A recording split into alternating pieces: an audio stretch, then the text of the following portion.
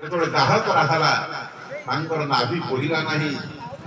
ସେଇ ଅର୍ଦ୍ଧଦଗ୍ଧ ନାଭିକୁ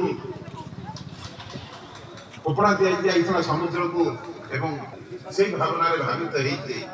କିନ୍ତୁ ସ୍କନ୍ଦ ପୁରାଣରେ ବ୍ୟାସଦେବ ନିଜେ ରଚନା କରିଛନ୍ତି ଏବଂ କାର୍ତ୍ତିକେଶ୍ୱର ମହାପ୍ରଭୁ ନିଜେ କହିଛନ୍ତି ଯାହା ତାଙ୍କର ପିତା ଶଙ୍କର ତାଙ୍କୁ କହିଥିଲେ ଏବଂ କାର୍ତ୍ତିକେଶ୍ୱରଙ୍କ ଠାରୁ ଶୁଣି ଜୈମିନୀ ଋଷି କହୁଛନ୍ତି ଅନ୍ୟ ଋଷିମାନଙ୍କୁ ଯେ ପ୍ରକୃତରେ କଣ ନା ଦ୍ୱାପର ଯୁଗରେ ମଧ୍ୟ ମହାପ୍ରଭୁ ଜଗନ୍ନାଥ ଥିଲେ।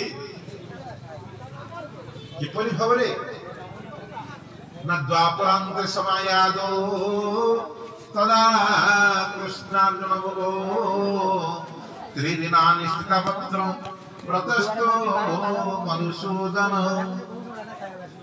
ଦ୍ୱାପର ଯୁଗର ଅନ୍ତ ସମୟରେ ଯେତେବେଳେ ଭଗବାନ ଶ୍ରୀକୃଷ୍ଣ ଅବତାର ହେଇକି ଜନ୍ମ ନେଇଥିଲେ ସେତେବେଳେ ଅର୍ଜୁନଙ୍କ ସହିତ ଆସି 3 ଦିନ ଧରି ଏ ପୁରୁଷୋତ୍ତମ କ୍ଷେତ୍ରରେ ମହାପ୍ରଭୁ ଜଗନ୍ନାଥଙ୍କର ଦର୍ଶନ କରିଛନ୍ତି। ମହାପ୍ରଭୁ ଜଗନ୍ନାଥଙ୍କୁ ଉପାସନା କରିଛନ୍ତି ଏବଂ ବ୍ରତ ମଧ୍ୟ ରଖିଛନ୍ତି। ଦ୍ୱାପରାନ୍ତରେ ସମାୟାଦ ତଦା କୃଷ୍ଣ ଏବଂ ଅର୍ଜୁନ ଉଭୟ ପୁରୁଷୋତ୍ତମ କ୍ଷେତ୍ରକୁ ଆସି ମହାପ୍ରଭୁ ଜଗନ୍ନାଥଙ୍କୁ ଏଇଠାରେ ଦର୍ଶନ କରି ଏଇଠାରେ ହିଁ ତାଙ୍କର ବ୍ରତ ରଖି 3 ଦିନ ଧରି ସେଇଠାରେ ଅବସ୍ଥାନ କରିଥିଲେ। ଏକଥା ମହାପ୍ରଭୁ ଭଗବାନ ଶ୍ରୀକୃଷ୍ଣ ଦ୍ୱାପର ଯୁଗରେ ଆସିଥିଲେ ବୋଲି ଶାସ୍ତ୍ର କହୁଛି।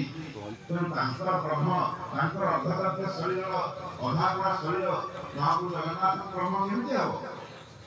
ତେଣୁ ଜଗନ୍ନାଥ ହେଉଛନ୍ତି ବାସ୍ତବିକ ନା କଳିଯୁଗର ଦେବତା, ନା ଦ୍ୱାପର ଯୁଗର ଦେବତା, ନା ତୃତୀୟା ଯୁଗ।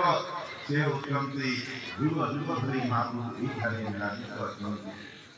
ଖାଲି ଗୋଟିଏ ଯୁଗର ସେ ନୁହନ୍ତି, କୋଉ ସମୟର ଏକ ସତ୍ୟ ଯୁଗ, ସେଇ ସତ୍ୟ ଯୁଗର ରାଜା ଅର୍ଜୁନଙ୍କ ଦ୍ୱାରା ସେ ପ୍ରତିଷ୍ଠିତ ହୋଇଥିଲେ ଏବଂ କାଦୁନରେ ଶରଦ ବାଲି ପୁରୁଷୋତ୍ତମ ଭାବରେ ବିରାଜିତ ହୋଇ ଆମମାନଙ୍କୁ ଦର୍ଶନ ଦେଉଥିଲେ।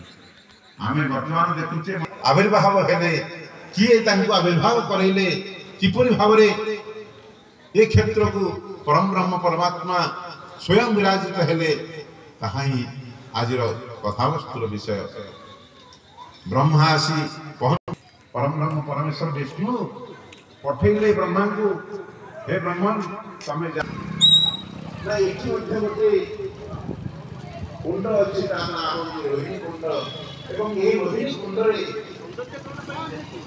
ଗୋଟେ କାକ ପକ୍ଷୀ ନିଃଶବ୍ଦ କାକ ପକ୍ଷୀଟିଏ ଆସି ପାଣି ପିଇବା ପାଇଁ ଯେତେବେଳେ ଅଗ୍ରସର ହେଇଛି, ପାଣି ପିଇଛି ଏବଂ ସେଇଠାରେ ଗୋଟେ ଡୁବ ଦେଇଛି, ସ୍ନାନ କରିଛି।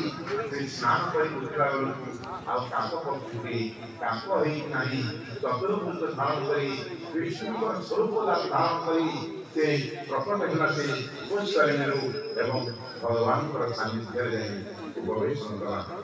ବ୍ରହ୍ମା ନିଜେ